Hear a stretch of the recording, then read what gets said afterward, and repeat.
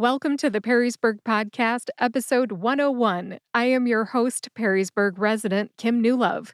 The Perrysburg Podcast is a resource for Perrysburg residents. We talk about what's in Perrysburg and why people like to live here. Our website is perrysburgpodcast.com. This is part 2 in my 4-part summer reading series. The 2 goals of this series are to 1. Read a good book this summer, and 2. Inspire you to write your first book. Today's episode is an interview with local author Bill Williams. During our interview, we'll discuss his book, which is titled 20 Years of Internet Humor and Some Other Interesting Things, Volume 1. Plus, he also gives advice for first-time authors to be. Before I roll the interview, I'd just like to tell you a little bit about my guest. Bill has led an interesting life. Bill started his career in West Texas, working his way through Texas Tech as a photographer and a writer for the local newspaper and working in the campus radio and television stations while getting a BA and MA in broadcasting and journalism. After graduating, he went to the University of Texas at Austin as director of both a 4-city instructional television network and the university's 4-channel instructional television system. While there, he also taught graduate-level TV courses and worked on a doctorate in mass communications. From Austin, Bill then moved to Ohio, yay Ohio, where he accepted a position at BGSU, Bowling Green State University. They had a new television station, and he became their director of instructional television and special projects. He then moved to Washington, D.C., where he started his own communications consulting firm. His clients included trade associations, corporations, and many government agencies, including the Army and Navy, the Postal Service, the Department of Transportation and Housing and Urban Development, the White House, and the Secret Service. He was also asked to take a 1-year contract as FEMA's first Director of News and Information when that agency was first created. Some of the many events he was involved with included 3 Mile Island, Mount St. Helens, and the Cuban refugee boat lift. While in Washington, he was elected national president of the Independent Media Producers Association and as a registered lobbyist helped get several laws passed to help independent producers. In addition to his professional work while in Washington, Bill was asked to take a part-time position at the University of Maryland, teaching advanced television news production. After 20 years in Washington, Bill decided to change careers and move back to Ohio as a registered investment advisor to give his 2 young daughters the chance to grow up around friends and relatives, a chance that he never had growing up in a military family and moving often enough for him to have attended 14 different schools before graduating. Now he's publishing a series of books entitled 20 Years of Internet Humor and Some Other Interesting Things, based upon decades of sending out a thought for the day through the internet. That's the end of Bill's background information. At this time, we join the interview, where I ask Bill the first question: when did you write your first book? I've been writing since the early 1960s, but I wrote my first book last year. I've written everything else. I've written for newspapers and magazines and motion picture and television, and you name it, I've written for it, but I'd never written a book. And my first book came out December of last year, 20 Years of Internet Humor and Some Other Interesting Things. Congratulations on publishing. I'm looking at the Amazon page right now. I printed it out. It does say 20 Years of Internet Humor, Volume 1, and Other Interesting Things by W.G. Williams. So you went by the pen name W.G. instead of Bill, right? Right, because that's really my name, William George Williams. It gets a little redundant, but hey, William Williams signed the Declaration of Independence, so it's not a bad name. As a pharmacist, I've seen many babies be born at the hospitals that I've worked at. And if you're William G. Williams, you're actually par for the course. There's lots of people that were repeat names, let's just say. Right. I don't want to give away patient information. But yes, you wouldn't be the only one to have a repeat name. Exactly right. Yeah, and you have to differentiate yourself when you have a common last name too. So I like that you did WG. Hmm. It sets you apart. Right. And Right. if you just look at Facebook or any other social media, there's 100 Bill Williams. I believe you. I believe you. It's a common last name. But anyways, the book, I know that we have the title now, but what's it about? Well, for the 30 years I've been in Perrysburg, or almost the whole time, I needed to keep in touch with my sales force. We all had email, but nobody paid attention to it because it was brand new. I mean, let's face it, what's the internet? Does anybody have it? Back in the 90s, no, you really didn't have it. And none of my folks were reading their emails, so I started sending out a thought for the day, something funny, something inspirational, and it worked. They started reading their emails. Hey, that's great. Even better, they started sharing them with their clients. The clients liked them. The clients said, hey, could we get on that list too? So, no postage, why not? So my list grew like Topsy. And now, 30 years later, I'm still sending out a thought for the day, Monday through Friday, to anybody who would like to get it. I've got readers all over North America. I've got readers in Europe. I've got readers in Australia. I've got readers in Asia. And anybody who would like to get it, hey, it's available to them. How can they join that email list? All they have to do is go to my website, which is www.internet-humor.com. You have to put that dash in between internet and humor. I wasn't thinking straight when I set up the website, but because so many people don't put the dash in and can't find me. And sign up for it. Doesn't cost anything. It also tells a little bit about what I'm doing. Would you be willing to share how many people are on your list? Oh, it varies all over the place, but right now on that particular list, I've probably got between 500 and 1,200. Because people get on and then get off, and people get on and then get off. Sure, it's like a merry-go-round, right? Yes, indeed. Yeah, that's impressive, though, that you've built up hundreds of names on your list and you've got people that want this content. Well, what I find impressive about it, and I was really destroyed because, not destroyed, but distraught when I moved it over to a professional list handling company. And they're doing the checks and they're saying, gee whiz, you've only got 50 to 60% of the people opening the emails. And I thought, only 50 to 60%. And I went to somebody else and said, what can I do to improve this? And they said, you're getting 50 to 60%? On our list, if we get 10 to 20, we're delighted. So it's a whole different viewpoint. That's right. Perspective means something. Right. For the Perrysburg Podcasts newsletter, I have a 50% or more open rate, and people usually click at least one thing. For anyone listening to this that wants to get on the email list for the Perrysburg Podcast, go to perrysburgpodcast.com. I have a weekly email list, and I will email you every time an episode comes out. Yeah. Hey, that sounds right. Yeah. And if you want to join the list for Bill here, I will put a link to it in the show notes on perrysburgpodcast.com too. Thank you, Kim. I need all the help I can get. You're welcome. You're welcome. Well, now we know the title and we know a little bit about what it's about. Why write it? I mean, like, why put everything into a book? Well, a few years ago on the television news, things got so aggressive and angry and people yelling and screaming and you're a liar and you're not doing it right. And the politics got so aggressive that I said, people need to laugh more. Okay. And so I took the idea for a book to a whole bunch of agents and they all turned it down. And I discovered that agents are not the way you publish books anymore. So I took it directly to a publisher and they said, this would not make a good book. This would make a good series of books because I've got enough material for over 10 volumes. So volume 1 is what's out now, and it says right there on it, volume. Other volumes are coming out. I've got several more in the works at the moment. But I just thought people needed to have something to laugh about, okay? And if you see the book right now, it's got almost 400 pages. And if you don't like what's on one page, turn the page. There's something else on the next page. It's not a problem. You can leave it on your coffee table. Anybody who sits there and looks at, hey, it's a topic of conversation.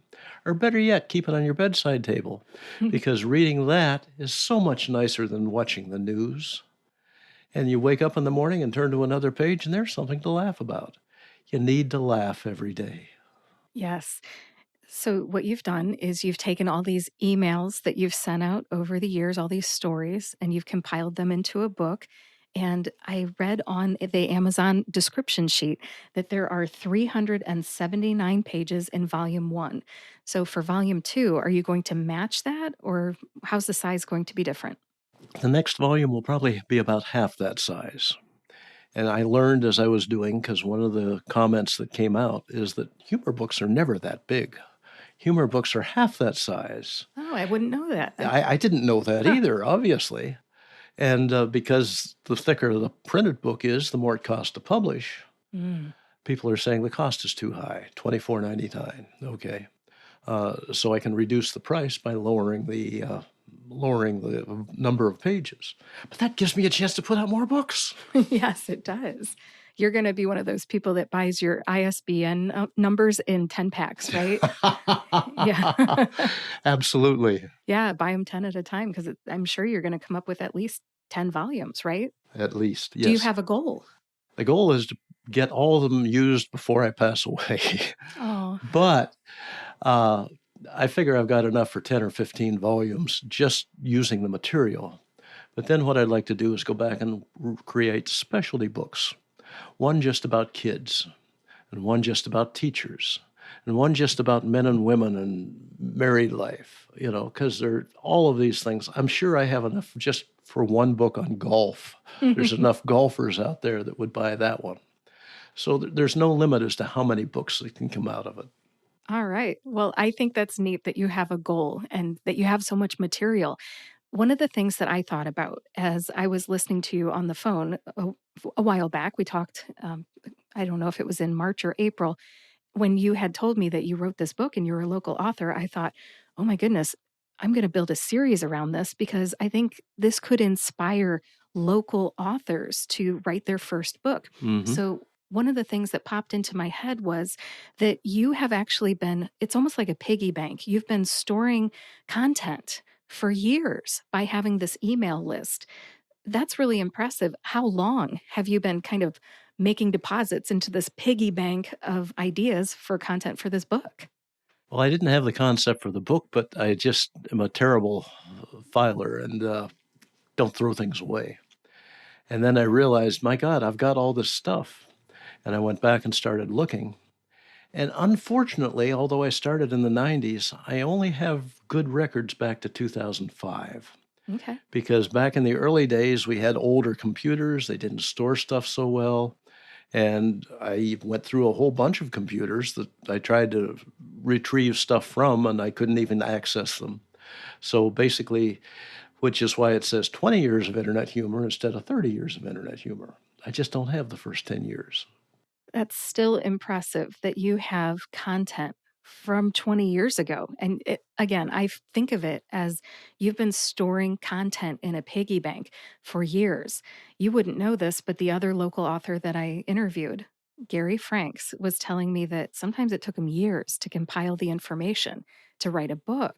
And for anybody who's a local author who's thinking, oh, I want to write a book, they might be thinking, I need to write something that I know about now. No, you can go back years. So, with that in mind, what advice do you have for local authors about writing their first book?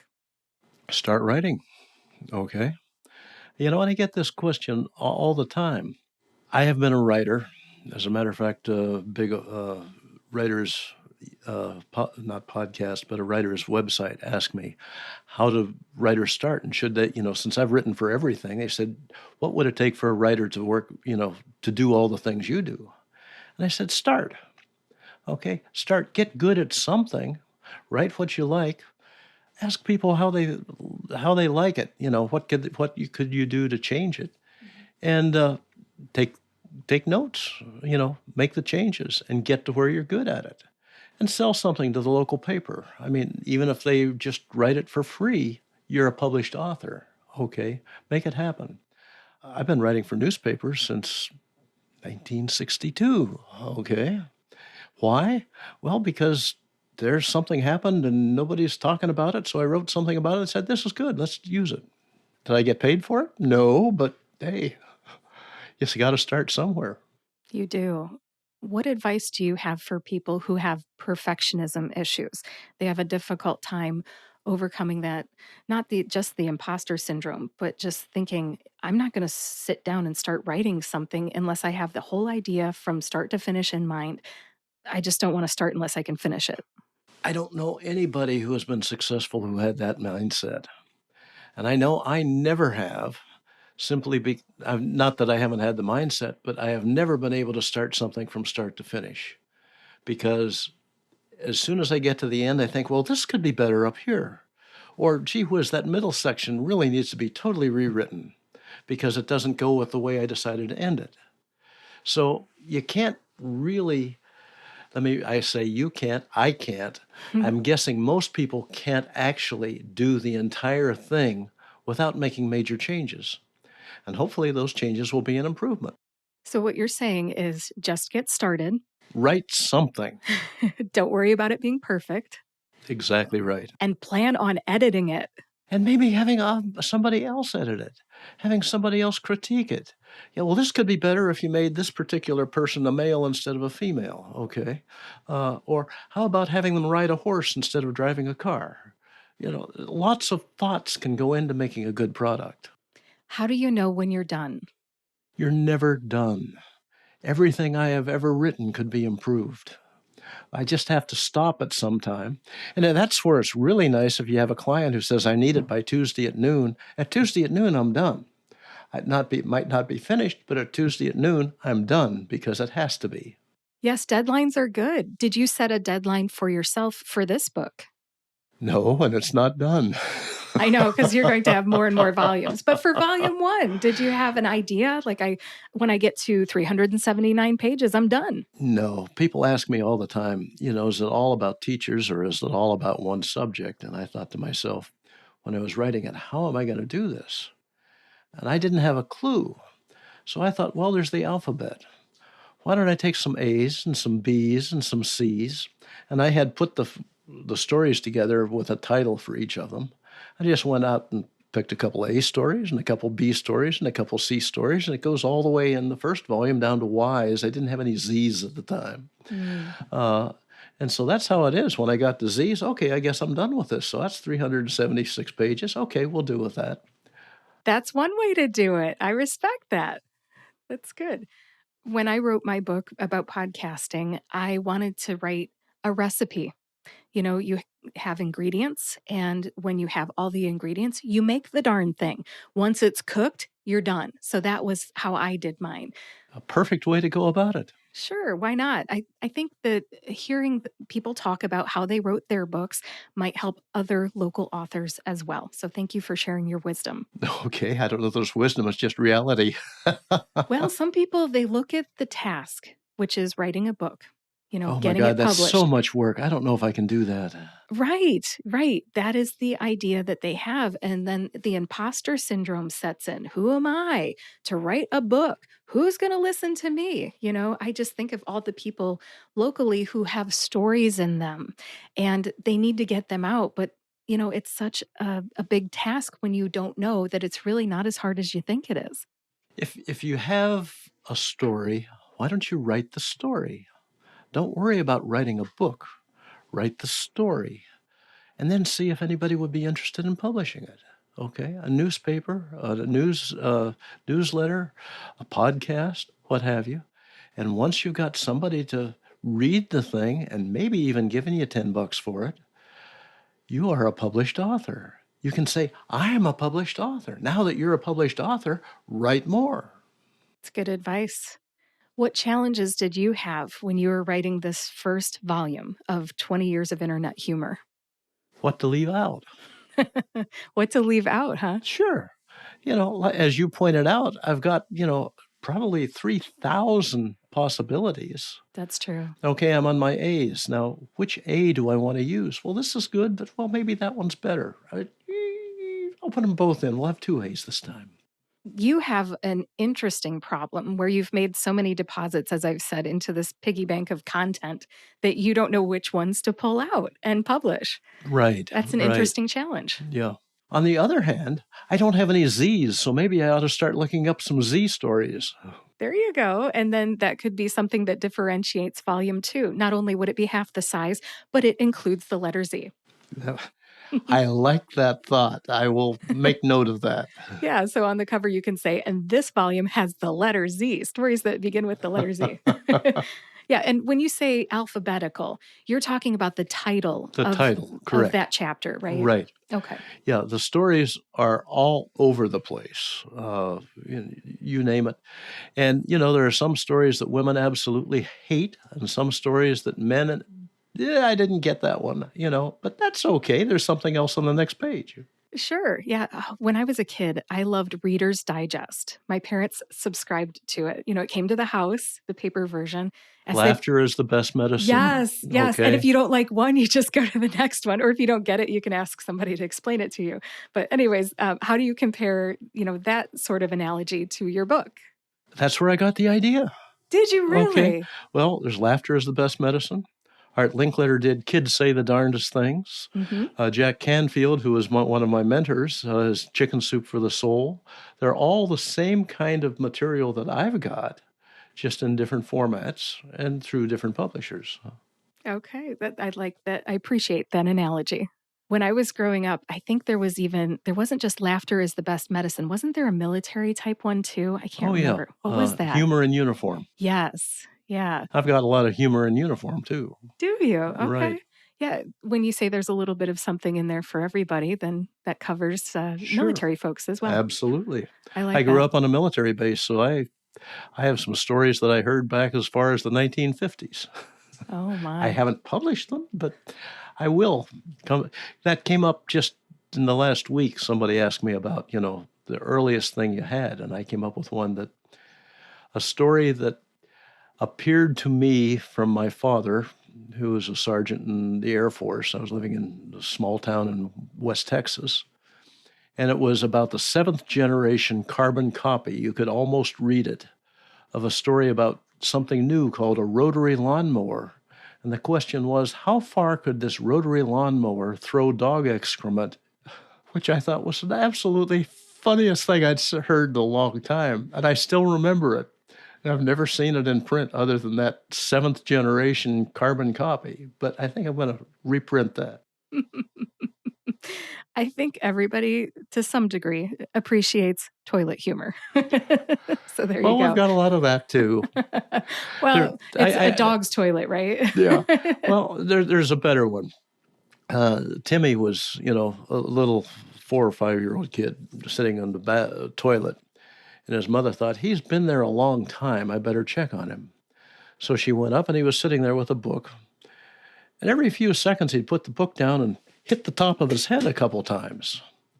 And she said, Timmy, what are you doing? And he said, well, I'm trying to go duty. And he says, well, okay, well, it's not working. Well, why are you hitting yourself on the head? He says, well, it works for ketchup. Oh, that did not go where I thought it was. I thought it was a head slapper, whatever he was reading.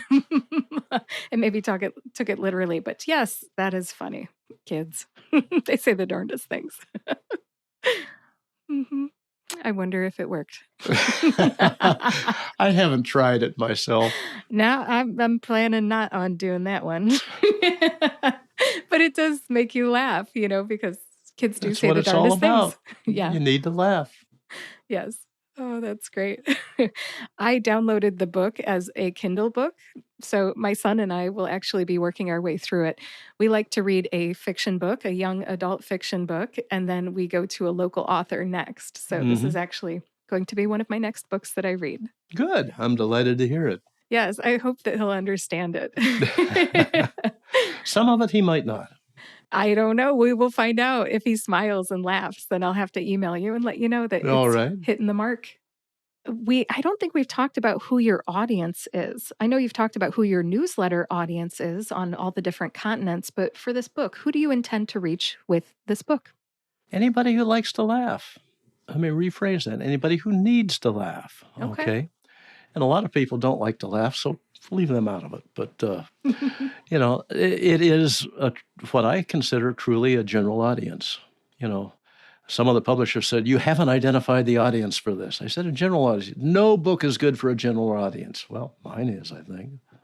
I would agree. I think this is great for a general audience. Anybody who likes to laugh or needs to laugh. I have people in their 20s who've bought it, and I have people in their 70s and 80s who've bought it and love it. As a matter of fact, one of my friends is another writer, okay? In his 90s, he's got about 8 or 10 books out, and he got a copy of it. And he wrote me a nice promotion saying, "I love this because it gives me new ideas for some of the speeches I could talk." So you're inspiring other people. I think you were Right. saying that that was one of your goals, to Yeah, inspire people or to make them laugh. right. Now, I know that you said that you've been collecting all of this content for many, many years, but once you decided to sit down and put this book together, this volume one, how long did it actually take you? About 3 months. About 3 months. That's pretty quick. Well, the material was there. It was just number one, deciding on what to do, and then number two, finding the time to do it. Because, like I say, I've got a full-time job and a family man and all that sort of stuff. So, where's the time going to come from? And just took time to actually put it together. You're still working full time? I'm still working full-time. Actually, I told them about 4 years ago I wanted to retire, and they said, "Well, as soon as we find a replacement for you," and they still haven't found a replacement for me. So, That means you're one in a million. You're hard to replace, right? Seriously. I guess so. I would take that as a compliment. You mentioned that you're going to be working on future volumes of this series. So, have you already gotten volume two together? The answer to that is yes and no. Okay. I've already got volume 2 together, but the problem is that's just as long as volume 1, and now I've got to cut it in half. Uh, So I'm working on that. okay. And when do you hope to publish volume two? I hope to have it out before the end of the year. Okay. So 2025. Hmm. Good for you. And then maybe you could publish one once or twice a year after that, right? Actually, once I get number 2 out, I think it'll be going a lot faster. Okay. Yeah. Well, I look forward to seeing all of these books come out. I have now followed you on Amazon, so they will email me every time one of your new books comes out. Okay. Thank you very much. Yeah, no problem. Now, one of the behind the scenes things that my audience wouldn't know is that before we pressed record, you were telling me that 6 months ago, you didn't really know what a podcast was or you hadn't listened to one, but now you've been on about 40 of them. Did I get that right? You got that right. Yes. Awesome. Congratulations. And what have you been talking about on all of these podcasts? Oh, the podcasts have been all over the place. Now, all of them, obviously, I've mentioned the book, but some of them have been on medical. One of them, a very important podcast by Dave Nassany, is intended for caregivers to brighten the lives of people who are taking care of a loved one who have mental or physical problems and how to brighten their day. Okay. So a lot of them have subject or audiences like that. And what we try to do is to tailor the content to their particular audience. Like today, we're talking about Perrysburg. I live here. I love it. Right. And you're a local author, and you might actually inspire other local authors to write their first book. Yeah, and as a matter of fact, there's a group of about 5 or 6 authors that have asked me to get together with them, and they meet over at St. John the 23rd down on Dixie Highway once a month to talk about writing and, how do you do this and how do you do that? So I've been glad to help them with that. That is wonderful that you're sharing your experience. Did you self publish or did you have a publisher for this? It's what is called hybrid publishing, okay, which is when I tried to find a publisher through an author, I discovered that's almost impossible these days. You can self-publish through Kindle, Kindle Direct, Right. or I went through the hybrid route. I went through Fulton Books. I checked with a whole bunch of different hybrid publishers and picked Fulton as the one I wanted to do. They're out of Meadville, Pennsylvania. And they did the editing for me. They did the layout for me. They did the cover for me and provided a lot of advice, a lot of marketing help too. And I was very honored to recently get a 5-star award from Reader's Favorites. Okay. And Reader's Favorites sent me a listing of how they made the award. And they said, well, we do 20% for the cover. We do 20% for the editing. We do 20% for the layout. and then the rest is the content and that sort of thing. So I had to write the publisher a letter of thanks saying, "You did more for this book than I did. Thank you for the award." Congratulations on your award. Thank you. Yeah, it sounds like your publisher was a good match for you. I'm very happy for you that you found a good match. I am glad too. I've been very pleased with what they've done. Would you recommend them to other local authors here in Perrysburg? I'd recommend that they at least talk to them. Okay. It might not be a good match for someone else, but they've done good work for me. Okay. And the name of the publisher, one more time. Is Fulton Books out of Meadville, Pennsylvania. Thank you very much. My publisher was a woman that I knew from being a pharmacist entrepreneur, and she used to publish books for the American Pharmacists Association. Her name's Okay. Janan Sarwar, and she made a company called Publishing in Doses, which is a very appropriate name. Appropriate. Yeah, I like that. But anyways, I knew her and I already had a rapport with her and I'd seen all of her published works. So, I mean, I just felt comfortable. So that's who I went with. And I believe that you would call her a hybrid publisher as well. Mm-hmm. I wrote the manuscript, she edited it, she formatted it for me, and she had a friend that would do the graphic design for the cover and the images inside. So we all collaborated, and I think I had a really good experience. Excellent. I'm delighted to hear it. Yeah, thank you. So I think you and I are both hopefully giving people hope that they could find a publisher that's right for them as well. That's true. And yes, some people can, in fact, write and publish it themselves through Yeah. Kindle or, a lot of other options that are out there. Just recently, I became aware of a new piece of software that's available for free from Kindle, from Amazon. Put your manuscript in and we will format it for you and do everything. And it's an absolutely free piece of software. I thought, hey, why not? Hey, that's good advice too, because if people aren't aware of Kindle Direct Publishing or the tools offered by Kindle, I didn't know about this Kindle software either. If they're a do it yourselfer, they could check that out too. Absolutely. Yeah, there's more than one way to do it. Absolutely. Anybody can publish a book these days. Right. Not saying anybody should, but right. But if you have a book inside of you and you would like to see it published, then, it can be done. it can indeed. There you go. Any other challenges that you would like to talk about for authors that might be local here? Ignore all the people who say you can't. Because even though I have been doing writing for more than half a century, I still hear people say, well, you can't do that. You've never done that before. Hey, that's a challenge. Why can't I? I'll give it a shot. Thank you for sharing that. I think some people need to hear that. And what's the best thing that's happened since you wrote this first book? Meeting people like you. Seriously. My world has expanded tremendously with people wanting to know more about the book, people wanting to hear about the book, people wanting to know, how did you do that? Can I be on your list? It's just expanded my world, and I'm absolutely having a ball. I'm having a great time with it. Awesome. Thank you for sharing all your words of wisdom.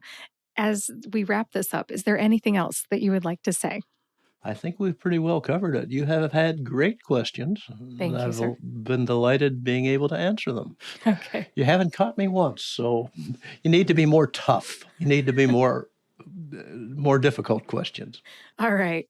Well, I don't have any difficult ones. I think this has been a great interview. I'm very proud to know another Perrysburg author, and I think you have inspired some people to write their first book today. What do you think? I hope so, and I'm local. If you have questions, call me. I mean, email me. It's not a problem. I respond to anything that looks honest and not trying to sell me, desert land in Monaco. Oh.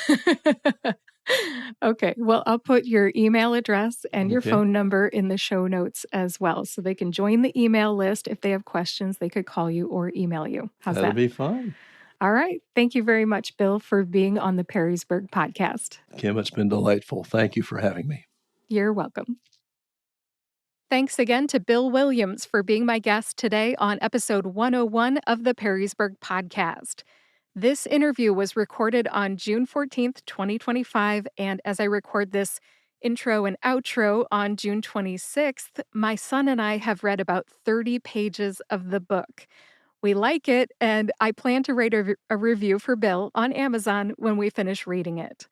So far, I have laughed, I have unexpectedly cried, and I have groaned a little. There's a few groaners in there. The book has been exactly what Bill described it to be and more so far.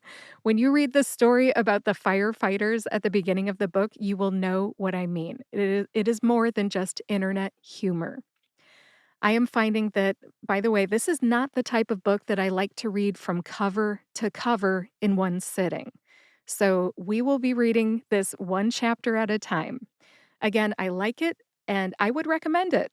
If you like to laugh, cry, think, groan, learn, or feel entertained, you will like this book. As far as advice for local authors to be, Bill had plenty to say. But I feel like his core message was just start writing. Just start writing, be persistent, and don't let perfectionism or self doubt stop you. That's good advice.